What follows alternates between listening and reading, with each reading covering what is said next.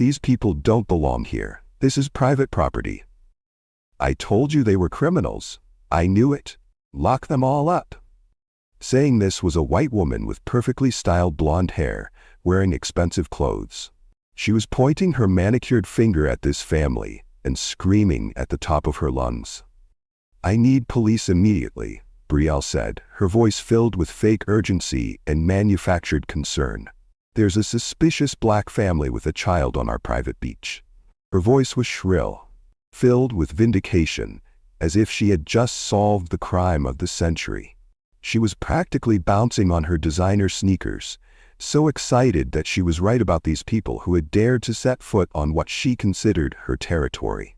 Soon, the sounds of threatening alarms from the police vehicles appeared, ready to arrest a black family who were casually on the beach. The police officers were treating this like they had just arrested public enemy number one. They were rough, they were aggressive, and they were completely convinced they had done the right thing.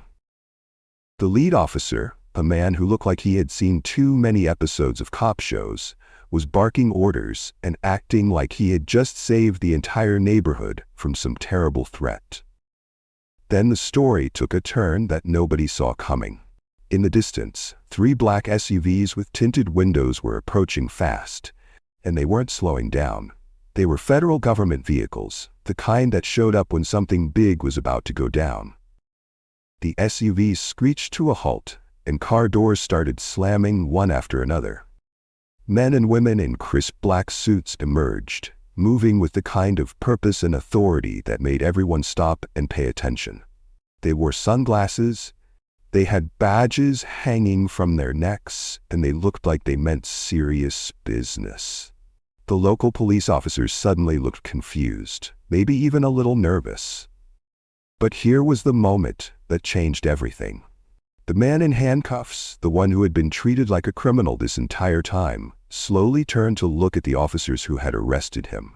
His voice was calm, steady, and carried an authority that cut through all the chaos like a knife through butter. He looked directly at the lead officer and said, "You just made the biggest mistake of your lives." The silence that followed was deafening. You could practically hear the sound of careers ending and lawsuits being filed. The white woman who had been so confident, so sure that she had caught criminals, suddenly looked like she had seen a ghost. The police officers' faces went from confident to confused to absolutely terrified in about 3 seconds flat. Before we dive into how this incredible situation unfolded, if you stand against injustice and prejudice, hit that subscribe button right now. You will definitely get a heartwarming reply from us, because this story is going to take you on an emotional roller coaster that you would never forget. Now, you might have been wondering how a simple family vacation could possibly have led to such an explosive confrontation. How did a day that started with a father, mother, and daughter just trying to enjoy some time at the beach end up with federal agents, arrests, and a revelation that shocked everyone involved?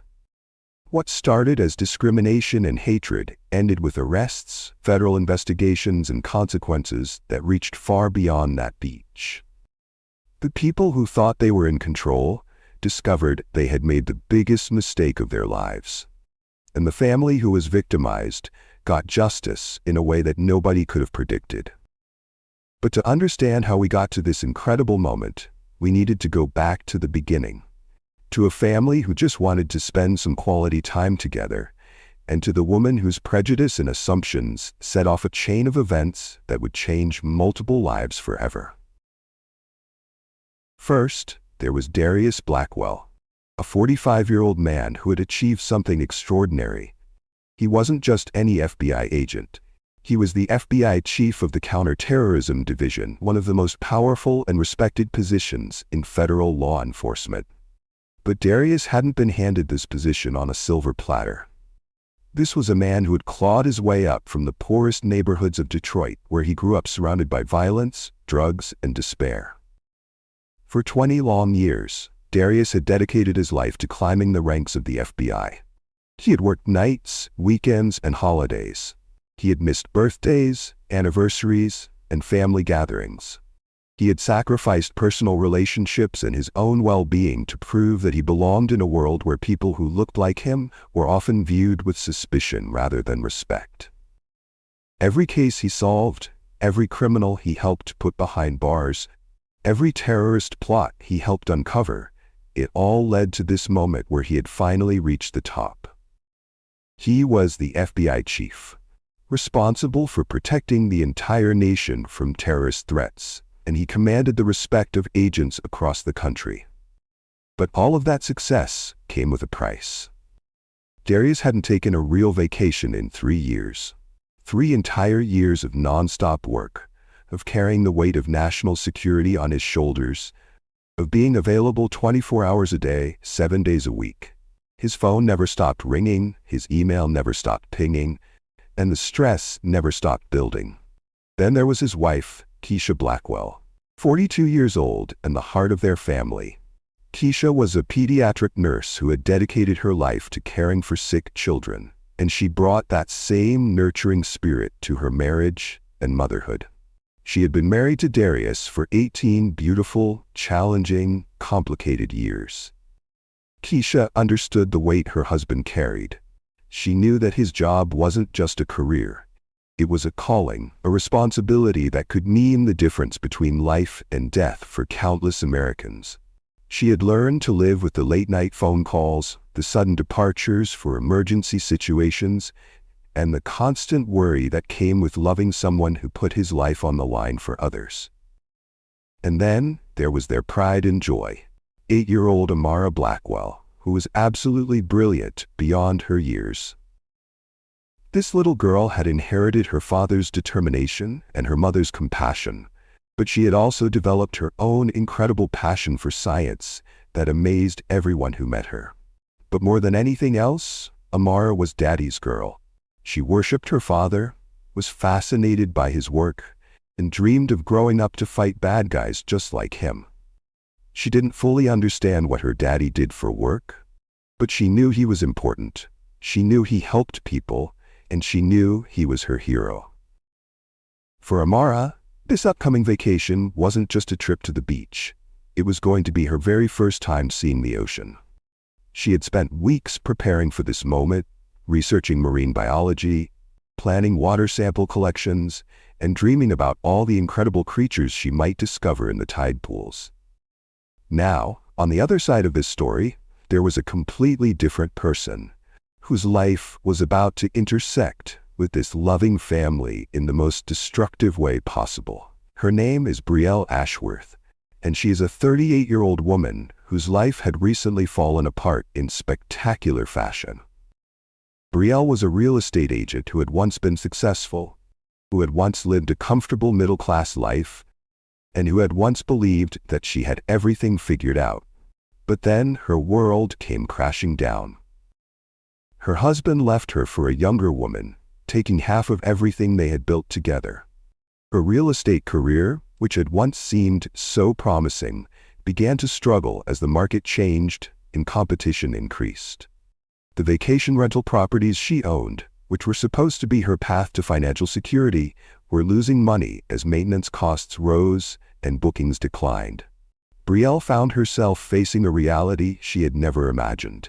She was struggling financially, she was alone, and she was bitter about how unfair life had become.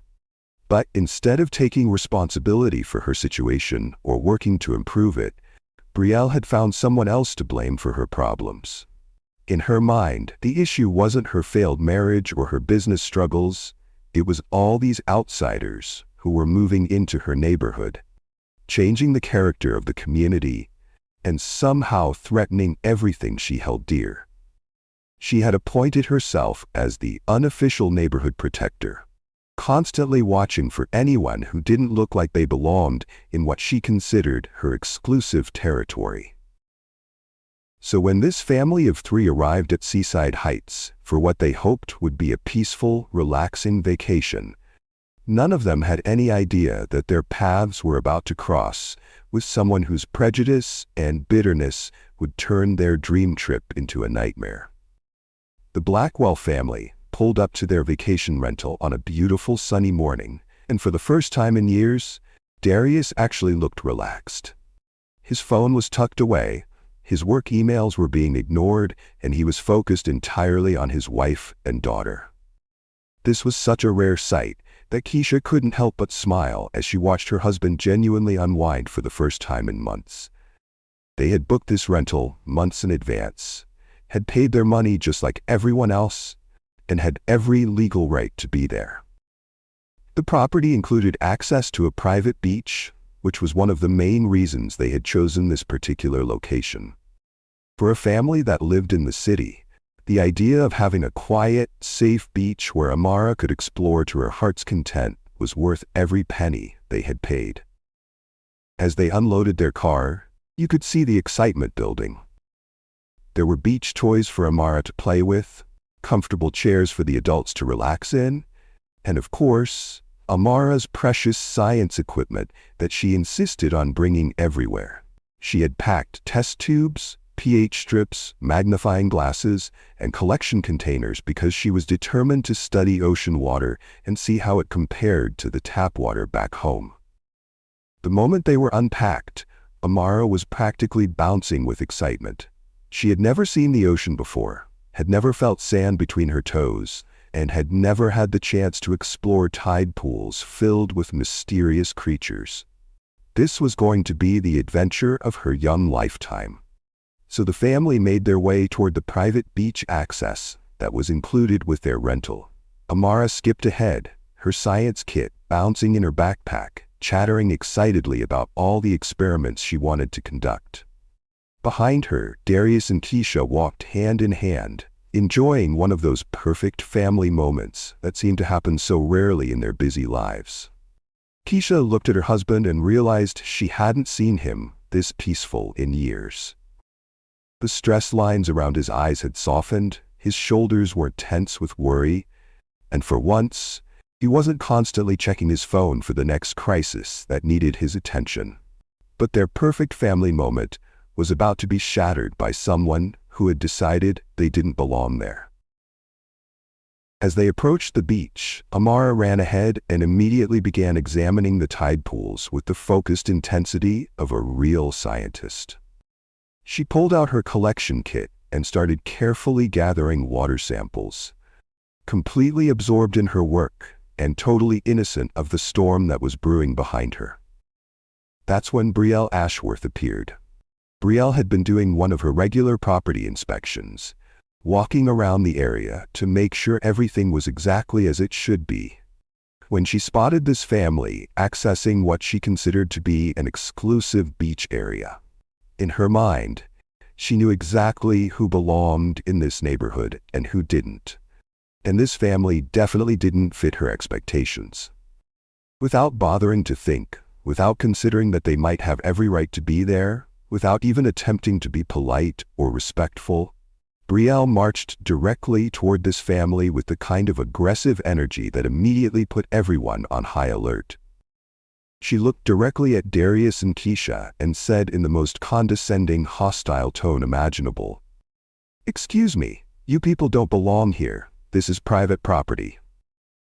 And just like that, a perfect family vacation was about to become a federal incident that would make national news, end careers, and expose the ugly truth about what happened when assumptions based on race collided with reality in the most spectacular way possible.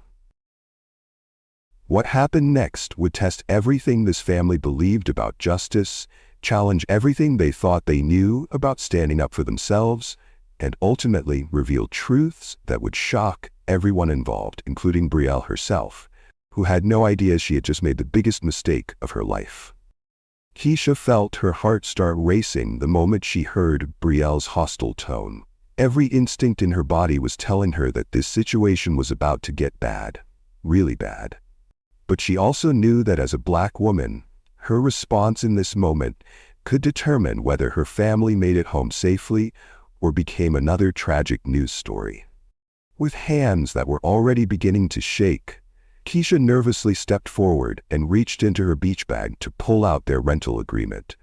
She had learned long ago that when confronted by suspicious white people, documentation was your first line of defense, even though deep down she knew that papers didn't always matter when someone had already decided you didn't belong. "Ma'am," Keisha said, her voice as calm and respectful as she could manage. "We're staying at the rental property right over there. Here's our agreement showing we have full access to this beach area." But Brielle didn't even bother to look at the documents properly. She glanced at them for maybe 2 seconds before dismissing them with the kind of arrogance that came from years of never being questioned or challenged. "These look fake," Brielle declared, as if she was some kind of expert in rental documentation. "I know every family that can afford to stay in this neighborhood, and you people are definitely not one of them." The phrase, "you people," hung in the air like poison, and everyone within earshot knew exactly what she meant. This wasn't about rental agreements or beach access. This was about race, and Brielle had just made that crystal clear to everyone around. Darius, who had been watching this interaction with growing concern, stepped forward with the calm authority that came from 20 years of dealing with hostile situations. He reached into his wallet and pulled out additional identification, credit cards, and documentation that proved beyond any doubt that they were legitimate renters.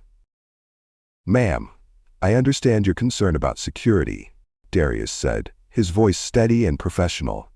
"Here's my driver's license, our credit card receipt for the rental, and confirmation emails from the property management company. We're here on vacation, just like anyone else." But Brielle wasn't interested in facts or evidence.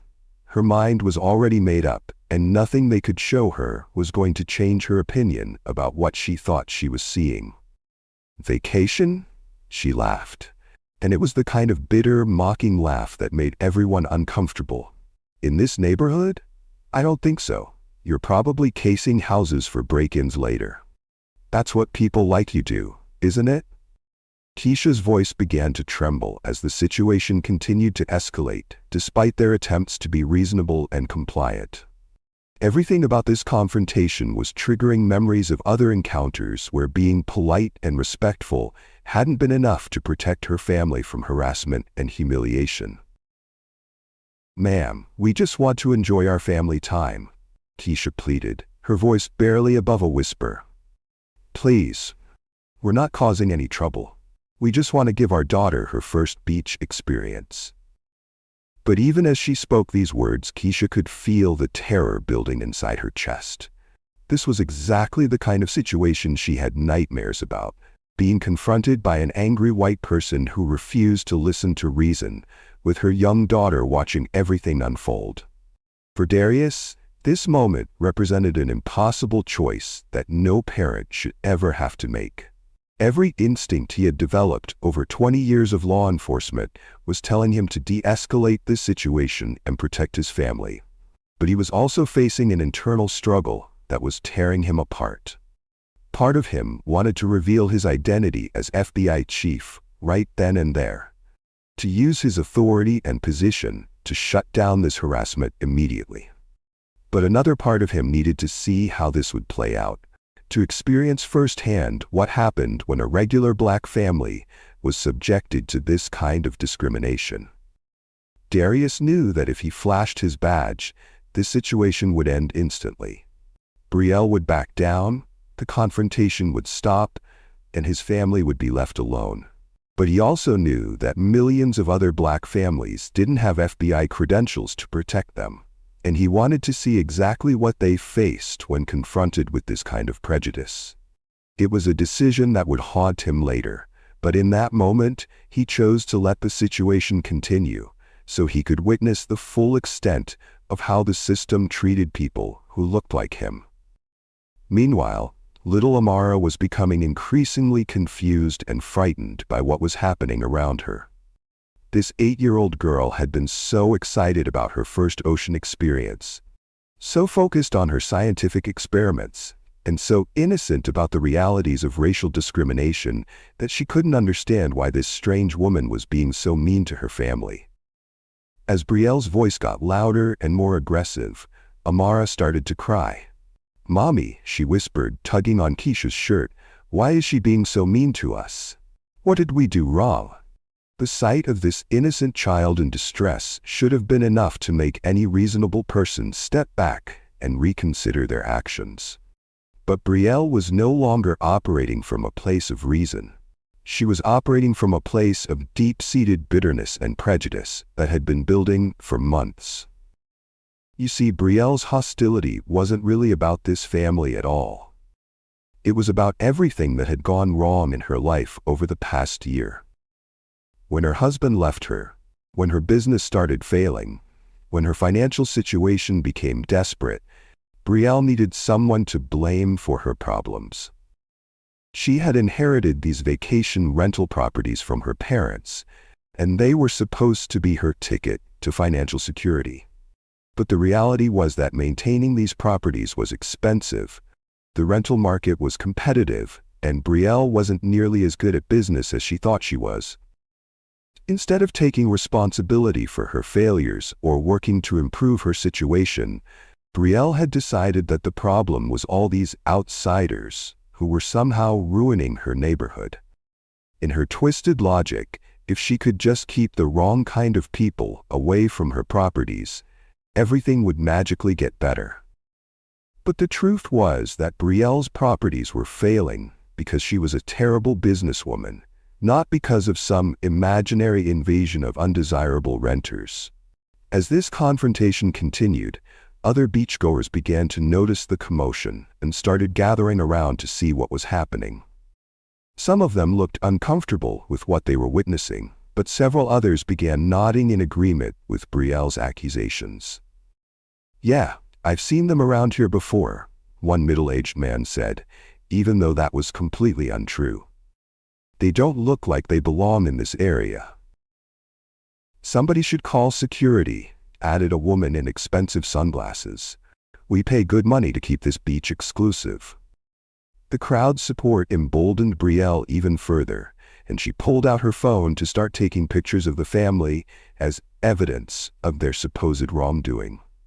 This was when Darius realized that the situation had crossed a line from harassment into something potentially dangerous. He discreetly pulled out his own phone and sent a quick text message to his FBI team. "Need backup. Situation escalating. Bring credentials." The message was brief, but it would set in motion a chain of events that would ultimately expose the truth in the most spectacular way possible. Keisha noticed her husband texting, and part of her wanted to ask who he was contacting. But she was too scared to speak, too focused on protecting her daughter, and too aware that anything she said might make this situation even worse. As Brielle continued taking photos and making accusations, Amara's crying became more intense. The little girl was clinging to her mother and asking over and over again, "Mommy, why is she being so mean to us?" Keisha pulled Amara closer, her own voice shaking as she tried to comfort her terrified daughter. "It's okay, baby. Stay close to Mommy. Everything's gonna be okay." But even as she spoke these words, Keisha wasn't sure she believed them herself. She could see the hatred in Brielle's eyes, could hear the support from the gathering crowd, and could feel the situation spiraling completely out of control. That's when Brielle made an accusation so outrageous, so completely divorced from reality, that it would change everything about what happened next. Looking at this loving family, a father trying to protect his wife and daughter, a mother desperately trying to comfort her frightened child, Brielle saw something completely different. "See," she shouted, pointing at Amara clinging to her mother. "Look how terrified that child is. They're probably trafficking her. This isn't a family vacation. This is a kidnapping operation." The accusation was so absurd, so completely insane, that it should have been dismissed immediately by anyone with half a brain. But in the current atmosphere of fear and suspicion, Brielle's words carried weight with people who were already predisposed to believe the worst about this black family. Before anyone could respond to this ridiculous accusation, Brielle was already dialing 911 on her phone, and the call she was about to make would turn this harassment into a federal incident that would make national news. "911, what's your emergency?" came the voice from the other end of the line. I need police immediately, Brielle said, her voice filled with fake urgency and manufactured concern. There's a suspicious black family with a child on our private beach. I think this might be a human trafficking operation. The man has suspicious equipment, and the woman looks absolutely terrified. The child appears to be in distress. You need to send multiple units immediately. This could be really serious. Every word of that 911 call was a lie, but it was exactly the kind of lie that would bring armed police officers to confront an innocent family on what should have been a peaceful vacation day. As Brielle finished her call, Keisha felt her world starting to collapse around her. She leaned close to her husband and whispered, "Darius, I'm scared." Darius looked into his wife's terrified eyes and felt his heart breaking. This was supposed to be their family vacation, their chance to relax and make happy memories together. Instead, his wife was trembling with fear. His daughter was crying hysterically, and they were about to be treated like criminals by people who were supposed to protect and serve. "Stay calm, baby," he whispered back to Keisha. "Let me handle this. Everything's going to be okay." Keisha nodded, but she was holding Amara even tighter now, trying desperately not to show just how terrified she really was. She had seen too many news stories, had heard too many accounts from friends and family members, to believe that being innocent was always enough to keep you safe. And somewhere in the distance, they could already hear the sound of sirens getting closer. Before we continue with what happened when those police officers arrived, I need you to hit that subscribe button right now. This story is about to take a turn that will absolutely shock you. And you don't want to miss the moment when the tables turn in the most spectacular way possible. Here's a question I want you to think about. Have you ever witnessed someone being harassed or discriminated against in public? Did you speak up, or did you stay silent? Let me know in the comments, because what happened next shows exactly why bystanders can make all the difference in these situations. What none of these people knew, not Brielle, not the supportive crowd, not even the 911 dispatcher, was that they had just set in motion a chain of events that would expose the truth in ways that nobody could have predicted. And the person they thought was a criminal was about to reveal an identity that would shock everyone involved and change multiple lives forever. The sound of sirens grew louder and more ominous as two police cruisers came speeding toward the beach, their red and blue lights flashing like a warning of the chaos that was about to unfold. What happened next would expose the ugly reality of how racial bias could turn law enforcement officers into the very criminals they were supposed to catch. The first officer out of the lead vehicle was a man in his 40s named Murphy. And you could tell just by looking at him that this was someone who had been wearing a badge for way too long without anyone ever questioning his methods. Murphy was a 15-year veteran of the police force, and his personnel file was thick with citizen complaints that had somehow never resulted in any serious consequences. Behind him came his partner, a younger officer in his 30s named Stevens, who had learned early in his career that the safest thing to do was follow Murphy's lead and ask questions later. Stevens wasn't necessarily a bad person, but he was weak, and in law enforcement, weakness could be just as dangerous as outright malice. The moment these officers stepped out of their vehicles, their hands went straight to their weapons. Not their radios, not their notebooks, not their de-escalation training, their guns. Because in their minds, they weren't responding to a family dispute or a property access question. They were responding to what they believed was a dangerous criminal situation involving potential human trafficking. Murphy took one look at this scene. A black man standing protectively near his wife and daughter, all of them clearly distressed by the confrontation with Brielle, and immediately made assumptions that would have been laughable if they hadn't been so terrifying. "Step away from the child, now," Murphy barked, his voice carrying the kind of aggressive authority that was designed to intimidate rather than protect. The command hit the Blackwell family like a physical blow. Here was a police officer, someone who was supposed to serve and protect, immediately treating Darius like a predator and his own daughter like a victim who needed to be rescued from him. Darius, drawing on 20 years of experience in dealing with hostile situations, kept his voice calm and professional as he tried to explain what was really happening. "Officer, there seems to be a misunderstanding here," he said, reaching slowly for his identification documents. "We're guests at the vacation rental property, and we have all the proper documentation to prove our right to be here." But Murphy wasn't interested in hearing explanations or looking at documentation. In his mind, he had already decided what was happening, and nothing was going to change his predetermined conclusion. "These could be fake," Murphy said dismissively, barely glancing at the rental agreements, identification cards, and credit card receipts that clearly proved the family's legitimacy. Anyone can print fake papers these days. That's when Murphy gestured to his partner Stevens, and what happened next would traumatize this family in ways that would last for years. Stevens moved in and began searching Darius roughly, his hands aggressive and invasive as he patted down a man who had done absolutely nothing wrong. The search was completely unnecessary, totally unprofessional, and designed more to humiliate than to ensure officer safety.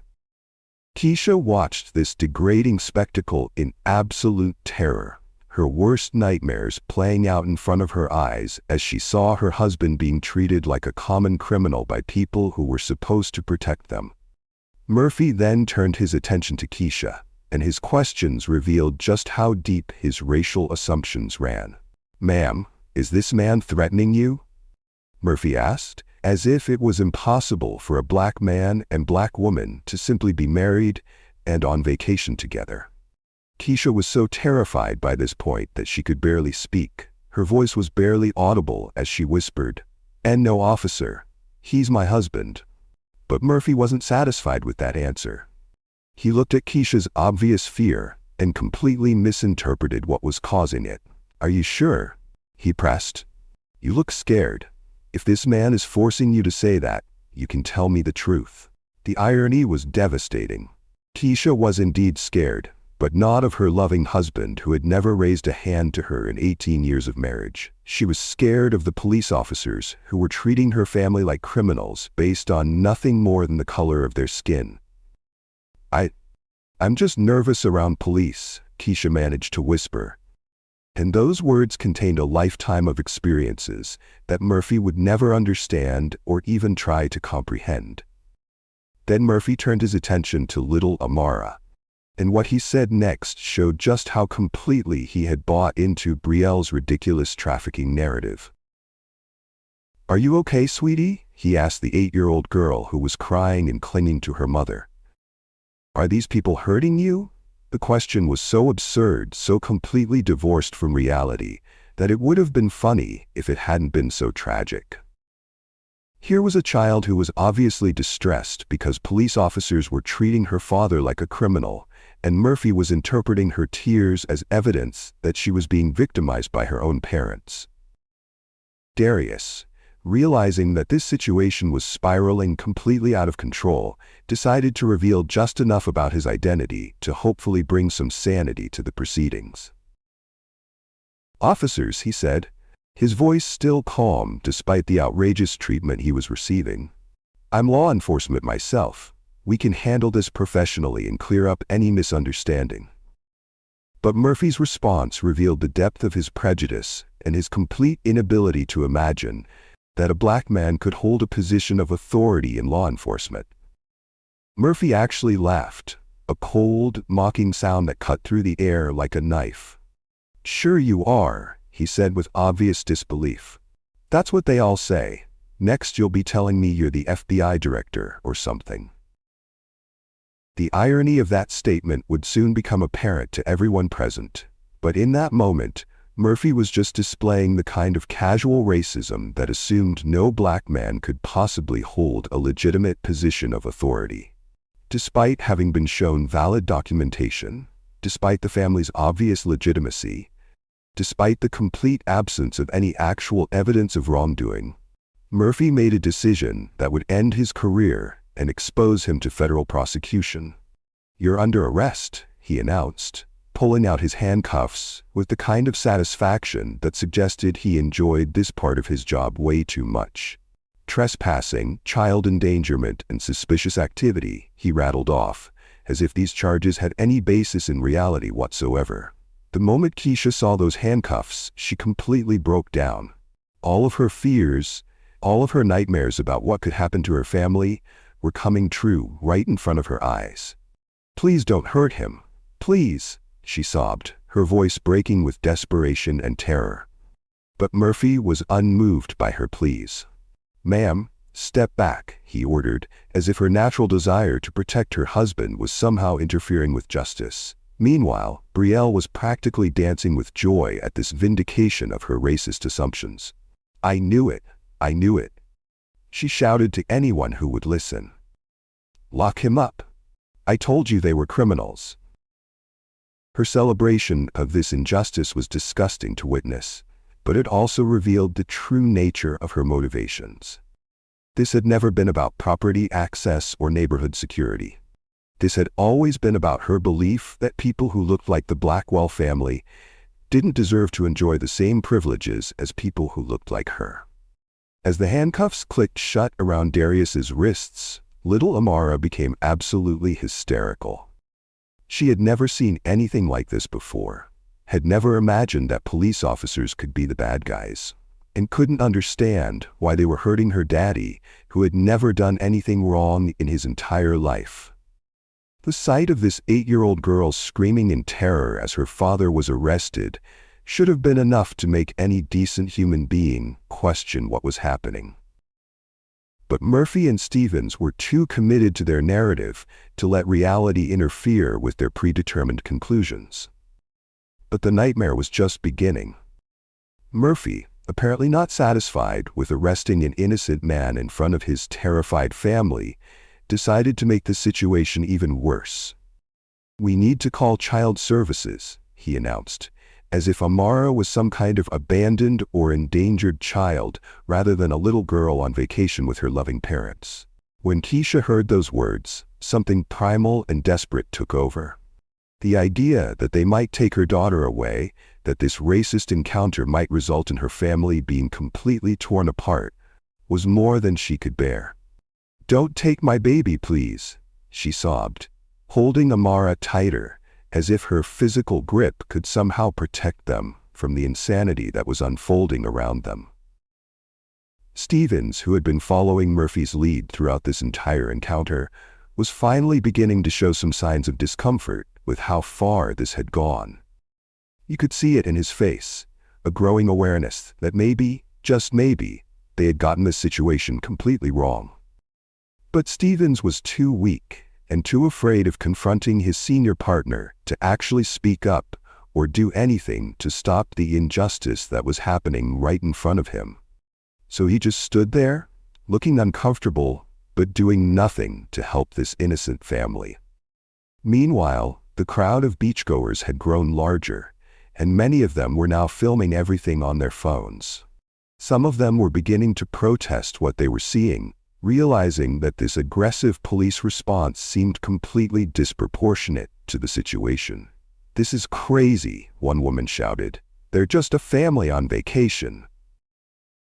"Why are you arresting him?" called out another bystander.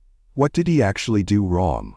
But their protests fell on deaf ears. Murphy was too invested in his narrative, too committed to his assumptions, and too arrogant to admit that he might have made a mistake. What none of these officers realized was that their racist assumptions and their complete failure to do basic police work had just created a federal incident that would make national news, end careers, and expose the kind of systemic bias that turned innocent families into victims.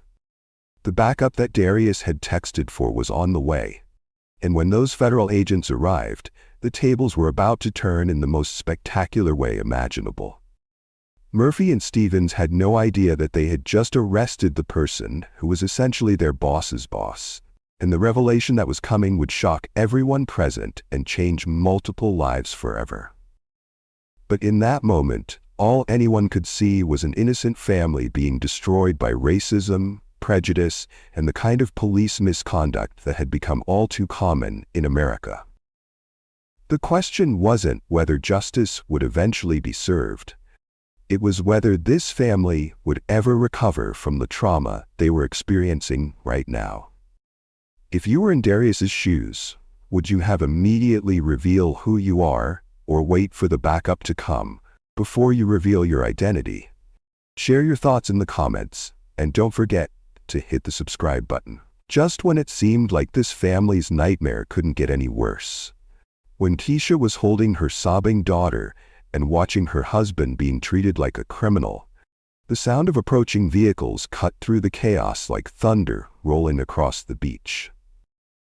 But these weren't more police cars coming to make the situation worse. These were 3 black SUVs with tinted windows and federal government plates, moving with the kind of purpose and authority that made everyone stop what they were doing and pay attention. The vehicles came to a coordinated stop, and what happened next looked like something out of a movie. 6 FBI agents in crisp black suits emerged simultaneously, moving with the precision and confidence that came from years of federal law enforcement training. These weren't local cops playing dress-up. These were the real deal, and everyone present could feel the shift in power dynamics immediately. Leading this federal response team was Agent Thornwood, a seasoned FBI veteran who had worked with Darius for over a decade and knew exactly what kind of man he was dealing with when he got that emergency text message. Keisha looked up through her tears and saw these federal agents approaching. For a moment, confusion replaced her fear as she whispered, "Darius?" She didn't understand what was happening, but something about the way these agents carried themselves gave her the first glimmer of hope she had felt since this nightmare began. Murphy, who had been so confident and aggressive just moments before, looked at this federal presence and felt his first twinge of uncertainty. But his arrogance was still intact, and his response revealed just how little he understood about the situation he had created. "Great, more complications," he muttered, as if the arrival of federal agents was somehow an inconvenience, rather than a sign that he had made a catastrophic mistake. Stevens, however, was sharp enough to notice the federal badges and credentials that these agents were carrying, and a cold dread began to settle in his stomach. Unlike his partner, Stevens was beginning to realize that they might have stumbled into something much bigger than they had anticipated. Agent Thornwood approached Murphy with the kind of calm authority that came from someone who outranked everyone present by several levels. His voice was steady, professional, and carried the weight of federal law enforcement behind it. "Release that man immediately," Thornwood commanded, and there was no question in his tone that this was an order, not a request. But Murphy, still clinging to his delusions of authority and his racist assumptions, made the mistake that would end his career once and for all. "This is local jurisdiction, Fed boy," he sneered, using a dismissive tone that showed just how little respect he had for federal authority when it interfered with his prejudices. The phrase "Fed boy" hung in the air like a challenge, and everyone present realized that they were about to witness something extraordinary. That's when Darius, still standing in handcuffs but with his dignity intact, looked directly at Murphy and delivered the words that would change everything. "Officer," he said, his voice calm but carrying unmistakable authority, "I'm FBI Chief Darius Blackwell, Counterterrorism Division." As he spoke these words, Agent Thornwood stepped forward and displayed Darius's federal credentials for everyone to see. Credentials that proved beyond any doubt that the man Murphy had arrested was not just an FBI agent, but the head of one of the most important divisions in federal law enforcement. The silence that followed was absolutely deafening. You could hear the waves crashing on the beach. You could hear the distant sound of traffic, but not a single person in that crowd made a sound, as the reality of what had just happened began to sink in.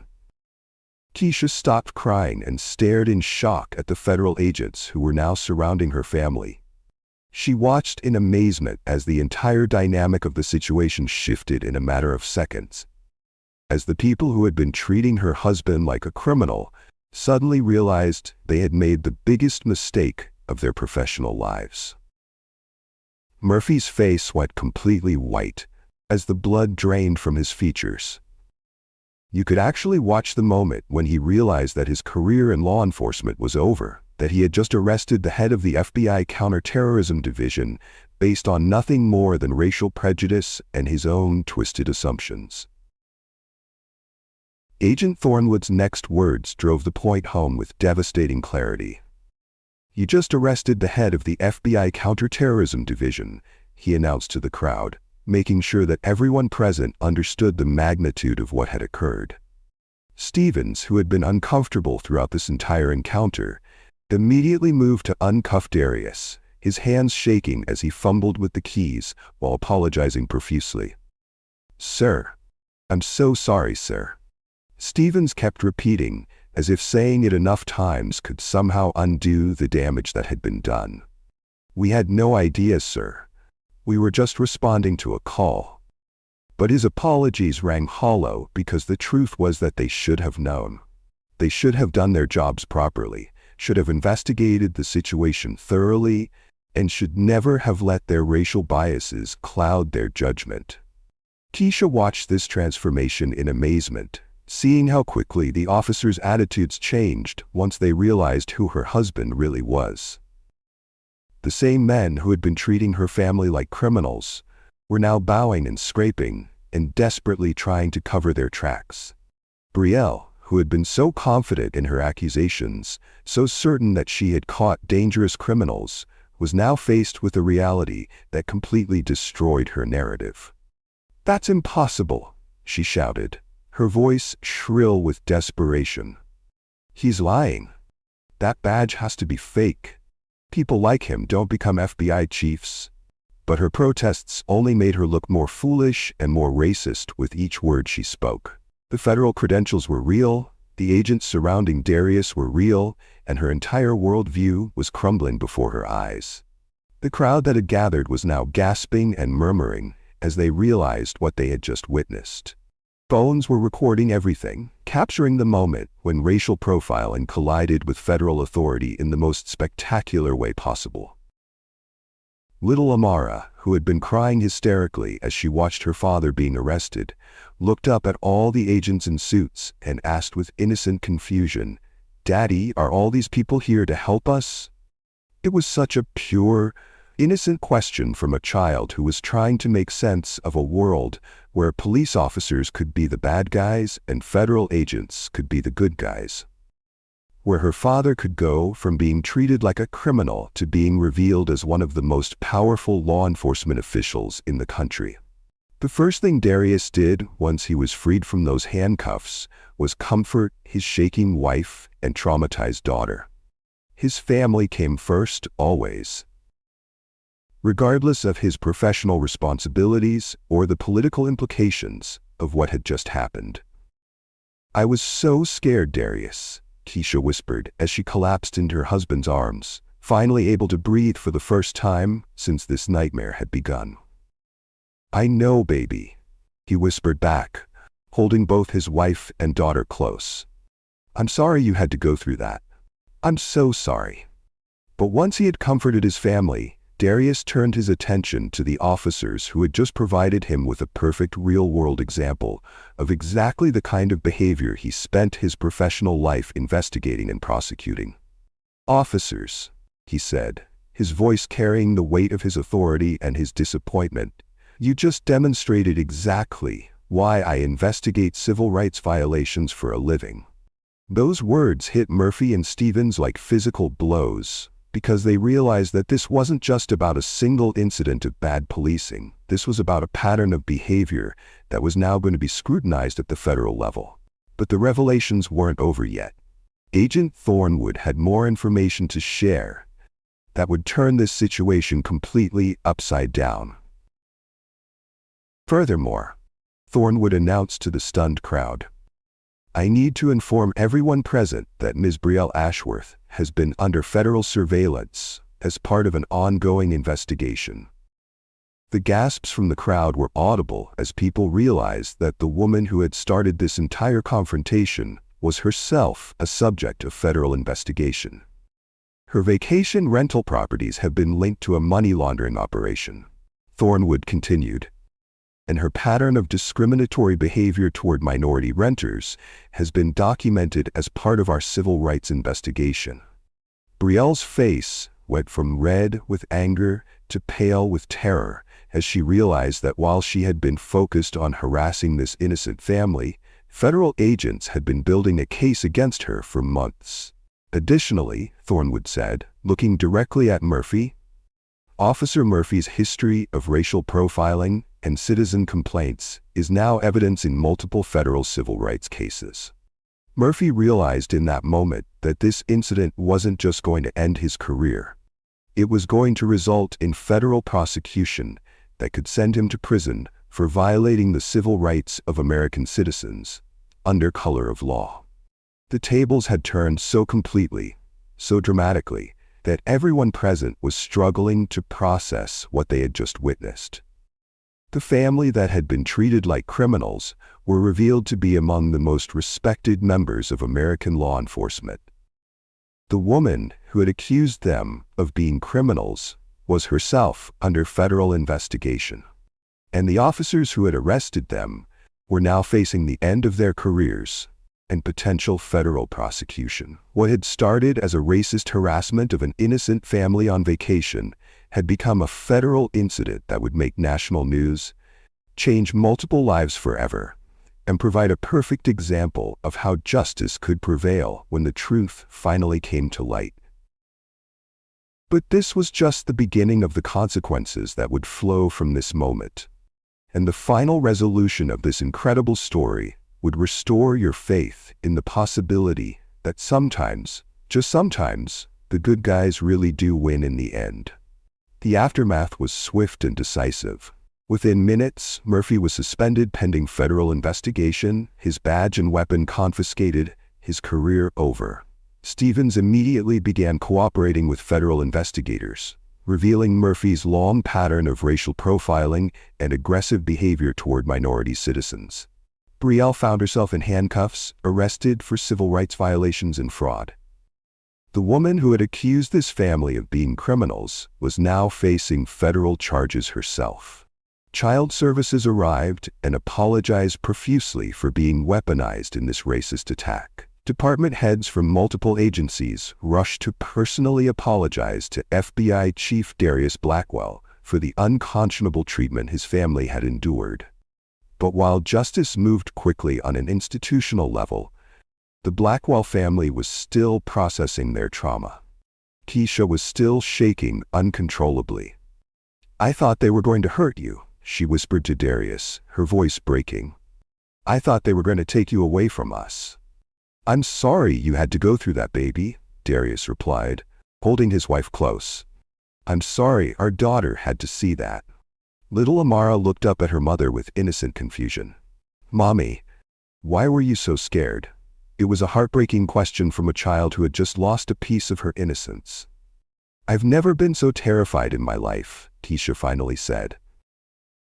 And those words carried the weight of every mother's worst nightmare. As the truth emerged, the scope of what had happened became even more shocking. Darius revealed that this incident wasn't completely random. His family's vacation had coincided with an ongoing federal investigation into vacation rental discrimination, targeting minority families across multiple states. Brielle Ashworth's properties were part of a larger pattern of civil rights violations we've been documenting for months, he explained. Murphy's arrest history showed clear racial bias stretching back years. Federal prosecutors began building landmark civil rights cases that would send shockwaves through law enforcement. The community response was overwhelming. Legitimate neighbors apologized profusely, local businesses offered free services, and the tourism board panicked about reputation damage. Other minority families came forward sharing similar experiences, revealing this was just the tip of the iceberg. National news picked up the story of how an FBI chief's family vacation became a federal civil rights case, sparking nationwide conversations about racial profiling and discrimination. With federal protections surrounding them, Amara finally got her dream beach day. The community rallied around the family, volunteers organized activities, and local scientists helped with her projects. Keisha slowly began to relax with security present, and the family's bonds grew stronger through surviving this crisis together. The broader impact was transformative. Murphy was fired and faced federal charges. The police department went under federal oversight. Brielle's rental empire collapsed overnight. New policies were implemented to protect minority vacationers nationwide. As cameras rolled, the family shared their message with the world. My wife was terrified. My daughter was traumatized. This should never happen to any family, Darius said, directly to the camera. Keisha added, I was scared for our lives. No family should endure this terror on vacation. Little Amara summed it up perfectly. The bad people went away, and the good people helped us. If this story moved you, hit that subscribe button now. Share your experiences with discrimination in the comments, and let's continue fighting for justice and equality. 6 months later, the transformation was complete. Murphy was serving time in federal prison for civil rights violations. Brielle was banned from real estate for life, doing court-ordered community service. Seaside Heights became a model for inclusive tourism. Keisha had become a powerful advocate for police reform after getting therapy for her trauma.